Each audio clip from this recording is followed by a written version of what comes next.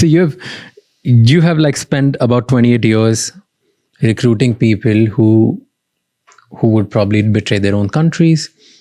You have helped people overthrow their governments. You've hunted down traitors and identified moles in your own system. I mean, that's something that you would do. Right.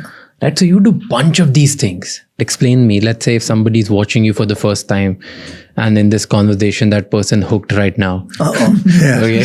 Careful. Yeah. Watching you for the first time. How would you explain them? What do you do? Wow. So I don't do it anymore, just to be clear. Okay. What have you done? I did for a career, and it was actually a very rewarding and fun career. So in general, CIA, I don't want to make it look like it's bigger and more powerful than it is. It's just one piece of a larger U.S. national security apparatus, and it's just one piece of the intelligence collection part and intelligence analysis of the United States.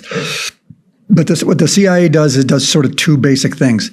It is the espionage part of the U.S. intelligence, which means running human spies around the world.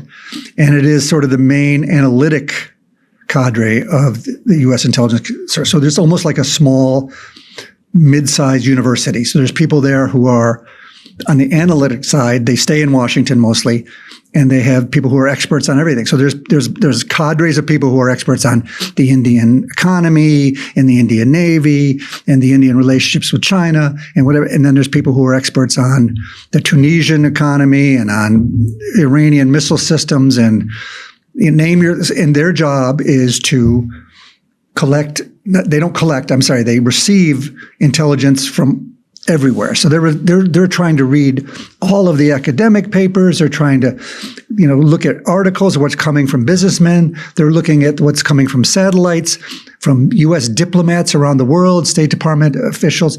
All that information on your subject is coming to you. And then of the things that the U.S. government is collecting openly, if there's a subset of things that policymakers think they need that we're not getting openly and with satellites and all that, then you come to the spy side and you say, listen, we have a pretty good understanding of, Iran's economy and Iran's navy, but we don't understand really what's happening in the nuclear system. We need you to go try to find spies who can tell us the stuff that we can't learn otherwise. And so the spy side of the agency, the espionage right, is actually very small. It's not very big. There's more FBI special agents in New York City than we have worldwide doing our work. And so our job is, when I'm overseas, is sort of two things, which don't seem to fit together, but they do, is when I'm overseas, I'm usually undercover, meaning I don't go to the world and say I'm the CIA officer in India. But I do go to the Indian security service, RAW, and the security services and the government and say, I'm the CIA officer and I want to work with you. And then there's people in our office who are there while they're in India. They're not reporting on India, but they're going after to try to meet Chinese, Russian, Iranian diplomats and others to talk to them, to befriend them, to learn about them. And again, say there's Iranians living in India. We're going to try to talk to them, try to see if any of them are willing to befriend a spy and go back to work in Iran for us. The chances of that are pretty slim. Most people don't want to spy. They don't want. But we're trying to develop those relationships to see if there's anybody who says, "Listen, I've been doing this now for 30 years, and I've realized my system is corrupt, and I hate my system, and my children needed health care and they let my, daughter die. And therefore, I want to get vengeance on these people. And then, so that there might be one person we're like, well, yes, I mean, you're working in a place that could be dangerous for this part of the world. Are you willing to talk to us? And so our job is to try to find those spies. And it's hard because, again, like I said, most people don't want to, but some do. And some of them can be in places that can be really important. But rarely are the spies answering all of our questions. They're answering small, important, but small questions. And so the spy side of it is human relationships, and then trying to maintain those relationships with people secretly to provide us those secrets. And then separately working with locals, the local security services, diplomats and others to get information. Because I would say 70, 80% of the information that the CIA and the clandestine source, the spies get are open. They're not open; they're secret, but they're relationships with security services. I mean, again, say RAW in India, for example, who are, we're finding things that we agree on, like we want to work together on China, or we want to work together on Taliban or whatever, and we exchange and help each other and train together and all those things. Do you think the United States of today is losing trust all around the world, and people see US as unreliable partner now? Yes, I believe that strongly. I'm embarrassed and ashamed by some of the things that our government and our president say, and because I don't think they understand the importance of those relationships that are built up over time. There was just a thing that was put out yesterday that our intelligence relationships, they call them the Five Eyes, with those countries like Canada and England and New Zealand and Australia, saying, they don't do anything for us. We have to stop paying them all this money. Well, first of all, we don't pay money for that. Those are just sharing relationships. And they're relationships built over time and trust.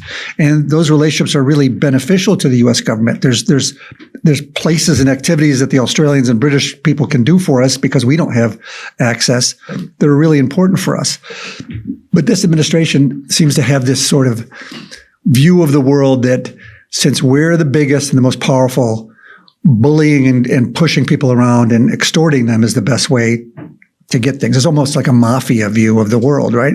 It's a view that Vladimir Putin and the Russians try to use. And so, I think those relationships of trust, we benefit by alliances far more than we benefit, by just pushing our weight around. We are big and we are powerful and we are rich, but we are no longer that big and powerful and rich that we can get our way everywhere. Look what's happening in Iran. I argue we're losing in Iran. We're doing great at bombing and hitting the things we want to hit, but that doesn't mean we win. And in fact, I would argue we haven't won in places like Iraq and Afghanistan and Vietnam. And like being big and being powerful doesn't guarantee success. In fact, it's more the relationships and the alliances, and those are built on trust.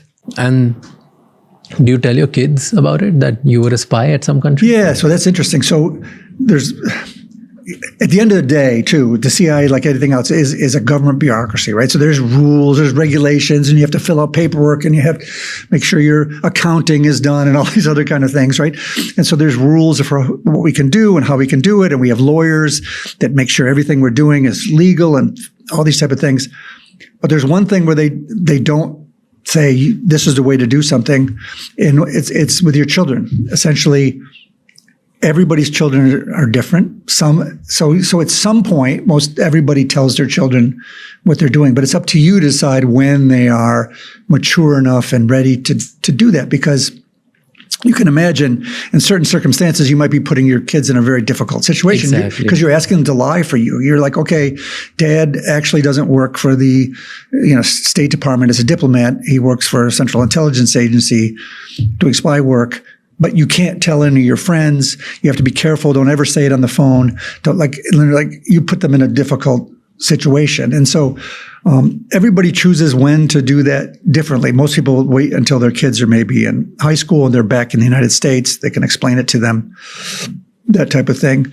I can remember like we talked about the old days of the CIA, when I came in, there were still some old people there that their spouses, their wives or husbands didn't know that they were, and that doesn't happen at all anymore. Like if you're married and you're overseas, you're a team, you have to know.